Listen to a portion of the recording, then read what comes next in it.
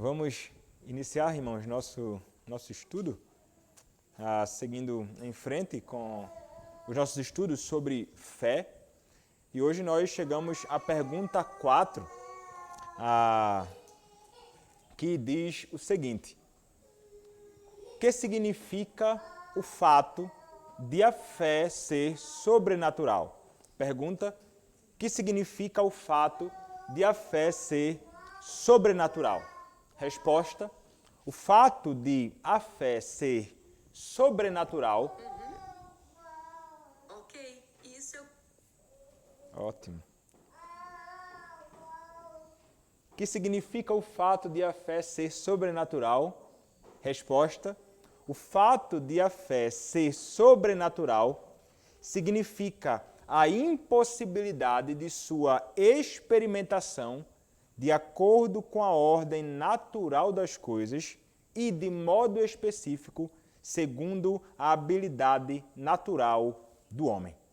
Então, essa seria a resposta a esta pergunta. O fato de a fé ser sobrenatural significa a impossibilidade de sua experimentação de acordo com a ordem natural das coisas e, de modo específico, segundo a habilidade natural do homem. É algo que o homem pode experimentar por si mesmo. Bom, pensando acerca da fé, e nós já observamos, estudamos um pouco acerca do que é então fé, do que é a fé salvadora, e estudamos sobre alguns pontos importantes relacionados à fé e tantos outros ainda veremos mais à frente. Mas uma coisa que nós já entendemos é que a fé, ela sempre tem um objeto. A fé, ela sempre tem algo em que nós depositamos a fé. Nós podemos entender que o objeto da fé é também o Deus fiel. O Deus fiel a quem nós servimos é o Deus que deve ser um objeto da nossa fé, como a Escritura nos apresenta. Hebreus capítulo 11, verso de número 11, nos fala acerca disto também. Hebreus capítulo 11, verso de número 11. A Escritura diz: pela fé, também a própria Sara recebeu poder para ser mãe, não obstante o avançado de sua idade, pois teve por fiel aquele que lhe havia feito a promessa. Mas, além de fé em Deus, no Deus fiel, além de fé em Cristo, como aquele que deve ser o objeto da nossa fé para, então, a nossa salvação, os teólogos também vão falar sobre a palavra de Deus, como algo que deve ser também objeto da nossa fé. E a parte da palavra não pode haver uma fé ativa, uma fé real. Aqui, então, nós entendemos que fé e a palavra, elas realmente caminham juntas.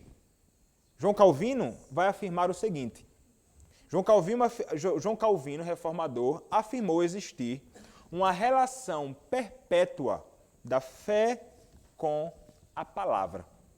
E um outro teólogo, chamado Turretini, também escreveu sobre o relacionamento entre fé e a palavra de Deus. Ele escreve dizendo o seguinte: a primeira pergunta pode parecer pouco necessária entre os cristãos que devem considerar verdade irrefutável o fato de as Escrituras, inspiradas por Deus, consistirem no fundamento primário da fé. Há uma relação, então, entre a fé e a Escritura Sagrada. Alguns, então, creem que as Escrituras são realmente o fundamento primário da fé. Outros vão negar isso, enfraquecem isso ou procuram destruir essa verdade de que as Escrituras são o fundamento primário da fé. Alguns realmente vão rejeitar isso. Quando nós olhamos então e pensamos um pouco acerca dessa questão de palavra, fé, é importante que passemos a pensar também sobre uma outra questão importante. A questão da iluminação do Espírito para crer na palavra. Isso é importante, veja. A revelação sobrenatural que procede da boca do próprio Deus vai prover os significados externos para os crentes, para nós, os que cremos, para nós que contam com o Espírito Santo para serem iluminados. Nós dependemos do Espírito Santo para sermos iluminados, para crermos, então, nessas verdades sobrenaturais como encontradas na Escritura Sagrada. Nós não somos inspirados por Deus. Inspiração está relacionada àqueles que escreveram a palavra do Senhor. Jeremias foi inspirado por Deus, Isaías, Abacuque, Paulo, Pedro, homens que foram inspirados por Deus. Nós não somos inspirados, nós somos iluminados para compreendermos as verdades como encontradas na Escritura Sagrada. E nós não somos iluminados a parte da verdade objetiva da Escritura. Separados dela, não. A verdade objetiva, com a palavra, não tem valor para nós, a menos que seja acompanhada pela iluminação sobrenatural. É uma revelação sobrenatural que é importante para nós e tem seu valor para nós à medida que ela é acompanhada pela iluminação sobrenatural que provém do Espírito Santo. É ele que nos faz compreender, então, as verdades como encontradas na Escritura Sagrada. A fé, então, que nós possuímos, ela é uma fé que, realmente, ela procede da autoridade e verdade de Deus nas Escrituras Sagradas.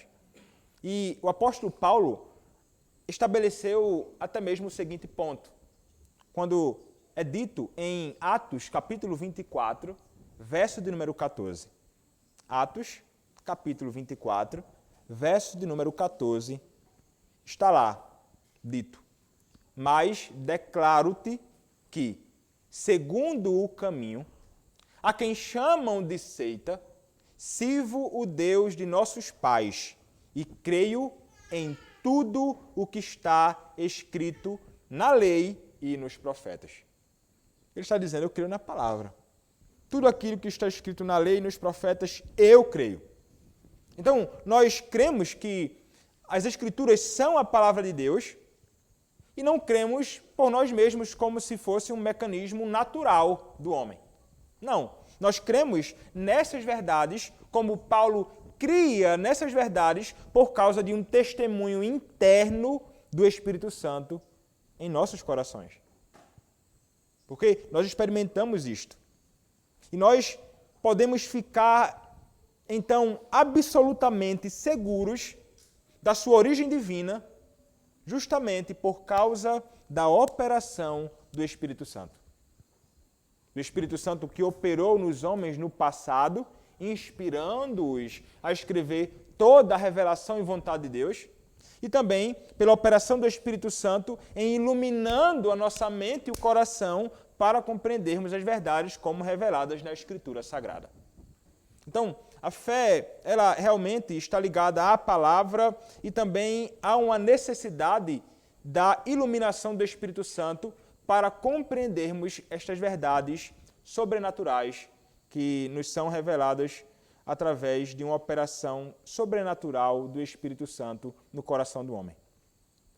Então, esta fé nossa na palavra, que vem a nós por causa da operação do Espírito Santo, é uma fé que está também e sempre estará associada a um conhecimento da verdade. Há uma necessidade do conhecimento da verdade. A fé, ela precisa se basear num conhecimento verdadeiro. A fé, ela não pode ser sem um fundamento qualquer ou sem conhecimento. Não, ela tem de ser baseada, então, em algum conhecimento. E essa fé, ela precisa ser moldada pelo Espírito Santo. Para quê? Para podermos reconhecer e podermos amar a verdade de Deus como revelada na Escritura Sagrada. Então, há uma necessidade, sim, de um conhecimento. Até falamos, em outra ocasião sobre algumas coisas relacionadas à fé, e um dos primeiros aspectos de uma fé verdadeira é o conhecimento. E pensando na obra salvadora, um conhecimento acerca de Cristo, da sua obra, dos seus ofícios, enfim, em algo relacionado a quem ele é, como revelado pela própria palavra. Mas, como falei, a fé ela precisa se basear no conhecimento. Mas, veja, nós entendemos que nós não conseguimos ter um conhecimento assim tão claro, por exemplo, de Deus. Um conhecimento, vamos dizer assim, exaustivo, ilimitado. Não há a menor possibilidade. Nós falamos aqui, à medida que estávamos estudando sobre os atributos de Deus, que nós, que somos finitos, jamais conseguiremos compreender ou conhecer exaustivamente o Deus que nós conhecemos. Mas, ainda que nós não possamos compreender completamente a Deus, nós entendemos que podemos ter um conhecimento verdadeiro a respeito dele.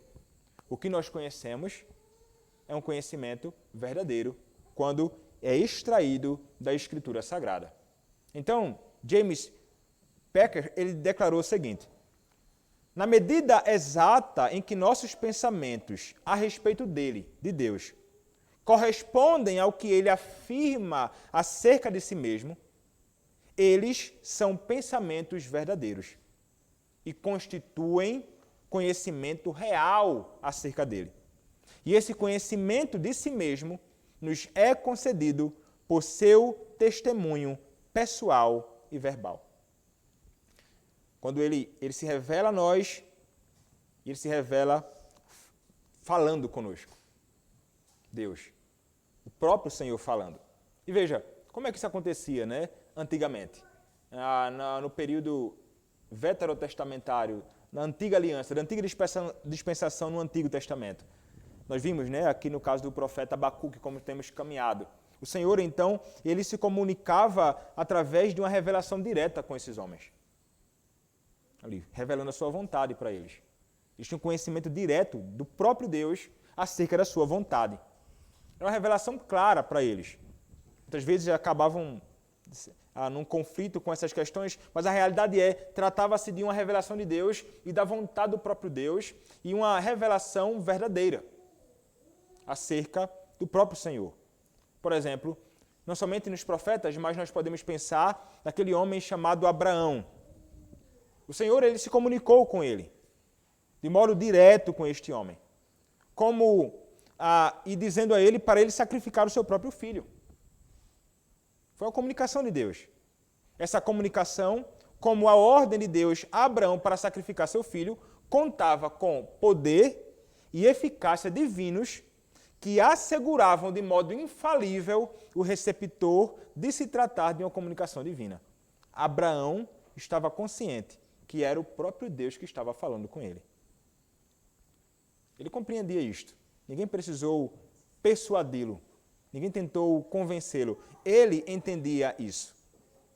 Apesar disso, Deus, apesar dele saber que era o próprio Deus que estava falando com ele, e ele cria nisto infalivelmente, Deus exigiu de Abraão o exercício da fé. O exercício de sua fé, consciência, obediência e razão, a fim de saber que Deus, de fato, lhe falara. Isso foi exigido dele, uma fé naquilo que estava sendo dito. E que Deus realmente falava com ele. E que ele podia, então, confiar naquelas palavras que vinham do próprio Deus. Fé, então, teve de ser exercida ali. Uma fé que o conduziu a confiar no Senhor e, então, o conduziu à obediência. Ele foi obediente ao Senhor.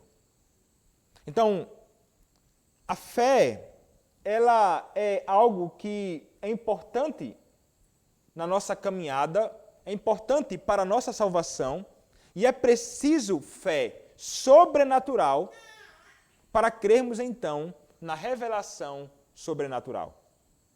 É preciso uma fé que não vem de nós mesmos para nós crermos, então, na verdade sobrenatural de Deus, como hoje revelado na Escritura Sagrada. A fé natural do homem não pode subir a um ponto tão alto a fim de crer de modo infalível no testemunho de Deus a respeito de si mesmo e, em particular, na pessoa e obra do Senhor Jesus Cristo. A fé natural, a parte de uma operação do Espírito Santo, a parte do dom do Espírito Santo que concede ao homem, então, a fé, é impossível ele crer em tais coisas. Como John Owen vai dizer, se não crermos nele com fé divina e sobrenatural, não creremos nele de nenhuma forma. Então, é necessário que aconteça uma obra interna e também eficaz do Espírito Santo, iluminando então a mente nossa, a mente dos crentes, para que não somente reconheçamos a autoridade divina da Escritura, mas também que aceitemos as verdades contidas nela. Então, você pode debater com o homem, tentar convencê-lo acerca da Escritura Sagrada, que é verdade, acerca da obra de Cristo. Você pode lutar com todos os meios. E veja, trata-se de uma responsabilidade nossa. Nós vamos falar, chamando os homens à fé em Cristo, à fé em Deus, à fé nestas verdades, mas se o Espírito Santo de Deus não operar no coração dessa pessoa, ela não vai abraçar a verdade da Escritura como verdade. E nem vai abraçar Cristo como um Salvador perfeito, o único Salvador perfeito.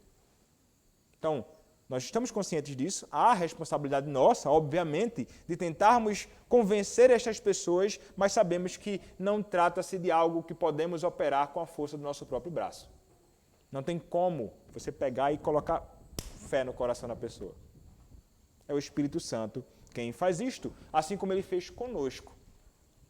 Para crermos na verdade sobrenatural de Deus, houve a necessidade de experimentarmos e passarmos a possuir uma fé que é sobrenatural.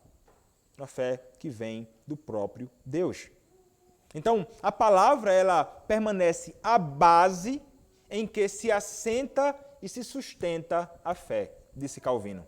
E ainda acrescenta, suprime, pois, a palavra e já não restará nenhuma fé. Então, a fé, ela está ligada a esse conhecimento da palavra de Deus, está baseada na Escritura Sagrada.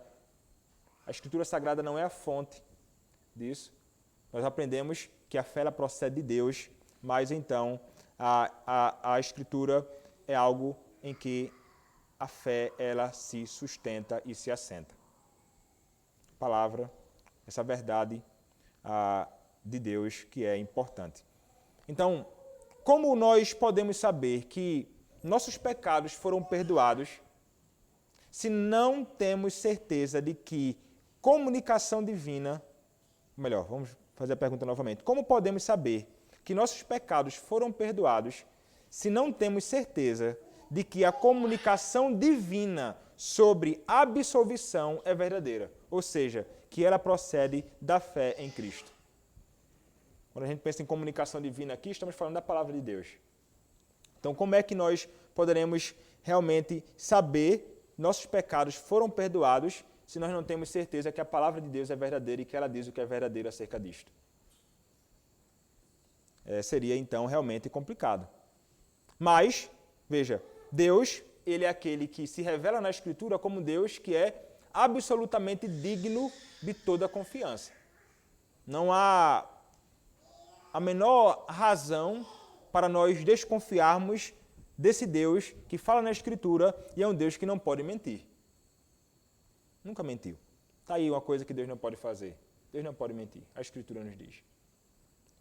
Tornando, então, assim, a verdade por ele revelada mais gloriosa. Nós podemos crer realmente nas palavras dele, porque são palavras verdadeiras, é diferente da nossa condição. Nós podemos desconfiar das palavras de um homem, porque os homens mentem. Nós mentimos muitas vezes. Então, a palavra de Deus, ela é onde nós temos um conhecimento e a fé, ela se baseia então neste conhecimento Precisamos crer em Deus e nas suas próprias palavras, como reveladas na Escritura Sagrada. Mas veja, há coisas relacionadas à Escritura Sagrada que nós não conseguimos compreender absolutamente. Que nós não conseguimos realmente entender assim em toda a sua profundidade. E isso é fato. Na nossa caminhada aqui, nós experimentamos isto. E na teologia vai se falar naquilo que chamam de fé implícita e fé explícita. Essa ideia de fé implícita certamente pode levar você a pensar na igreja romana. E de fato, na igreja papista, eles estavam envolvidos com essa ideia de uma fé implícita, que foi combatida pelos reformadores. Calvino, ele já combatera a fé implícita, que era patente na teologia romana, declarando que nossa fé deve ser explícita, ou seja, o fiel deve conhecer aquilo que crê. Não é crer sem ter o conhecimento nenhum, como a ideia, o conceito da fé implícita vai exigir ou exigiria do fiel. No entanto, vai dizer Hermes Maia, um teólogo presbiteriano, no entanto, ressalta que, devido ao fato de que nem tudo foi revelado por Deus, bem como a nossa ignorância e pequenez espiritual, muito do que cremos permanecerá nesta vida de forma implícita, por causa da nossa própria limitação para entendermos as verdades de Deus. Então, podemos crer de maneira implícita que a palavra de Deus e todo o seu conteúdo são verdadeiros. Por causa daquele que fala conosco através da palavra. É o próprio Deus que não pode mentir. É a revelação perfeita, singular e especial de Deus. Então podemos crer na palavra de Deus e em todo o seu conteúdo. São todos verdadeiros. Mas, como seres finitos e pecadores, permanecemos ignorantes de muitas coisas relativas à palavra de Deus. Muitas coisas. A gente vai se deparar na leitura, no estudo. Eu vou me deparar e me deparo frequentemente no estudo teológico com coisas que realmente nós não conseguiremos compreender. Como resultado, de modo especial, cremos em várias passagens da Escritura por fé implícita, sem o conhecimento de seus elementos todos, particulares. Realmente, não conseguimos compreender tudo. Nós nos esforçamos para passar deste estado para aquilo que nós chamamos de fé explícita. E nós nos esforçamos para isso por meio de todos os meios concedidos por Deus à igreja. Quando o Senhor, então, Ele nos abençoa através dos meios ordinários, através dos quais nós passamos, então, a compreender aquilo que deve ser um objeto claro da nossa fé, sobretudo no que diz respeito à salvação do homem. Bom, falei sobre fé implícita, essa ideia de nós não conseguirmos compreender realmente tudo que está na Escritura. Mas a fé explícita é algo que é realmente, grandemente necessário. Como Calvino diz, ele vai falar, que a nossa fé deve ser explícita, ou seja, o fiel, você, o crente, deve conhecer aquilo que crê. Então, Mark Jones vai dizer o seguinte: a fé explícita diz respeito à crença pessoal em verdades particulares. Por exemplo, Paulo mencionou verdades de primeira importância, dizendo em 1 aos Coríntios, capítulo 15, do verso 3º ao 4º, Cristo morreu pelos nossos pecados, segundo as Escrituras, e foi sepultado e ressuscitou ao terceiro dia, segundo as Escrituras. Essas verdades aqui, elas devem ser aceitas com todos os detalhes.